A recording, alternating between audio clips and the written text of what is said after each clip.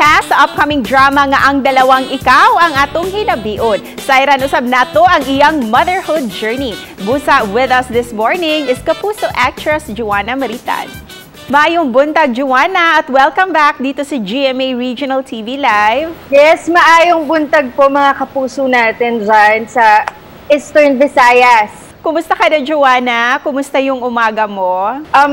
Good, super good, recovering, at luckily okay naman po lahat. Yan. Speaking of recovering, pwede mo bang ibahagi sa amin kung ano yung pinagdaanan mo? Nagkaroon po kasi kami ng COVID outbreak dito last mga 2 weeks, 3 weeks ago, mga ganun po. Pero okay naman lahat, and thankfully wala naman sa amin yung super grabe na kailangan ma-hospitalize. Pero thankful po kaming lahat na wala naman yung sobrang grabe sa amin. Talagang para lang kaming may trangkaso. You've been juggling your time between home and work. Joanna, how do you manage your time for yourself also, for your family, as well as for work? In a way, mas okay siya kasi nag-work ako pero nandito ako sa bahay. So, nandyan lang sila sa labas. Medyo mahirap lang po kapag nagpe-prepare. Siyempre, iisipin ko din kung sino yung mag-aalaga sa kanya while I'm away kasi may work din yung daddy niya.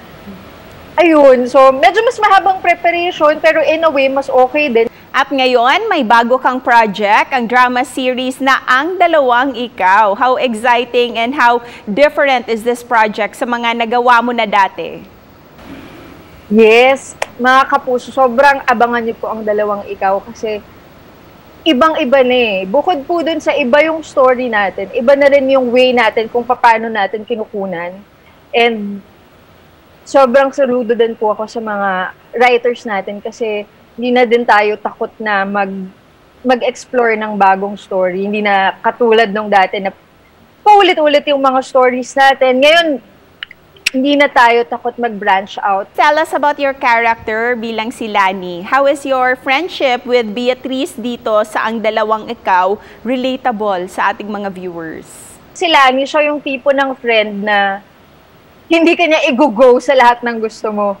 Hindi kanya, kumbaga, kung ano yung tama, sasabihin niya sa'yo kaagad, paprangkahin ka niya. Kaya doon kami drive ni Lani. Once again, congratulations sa project na ito, Joanna. We're very excited na to watch Ang Dalawang Ikaw. Kaya imbitahan mo na ang mga kapuso natin na abangan ito. Yes, mga kapuso natin dyan sa Visayas, iniimbitahan po namin kayong manood ng Ang Dalawang Ikaw.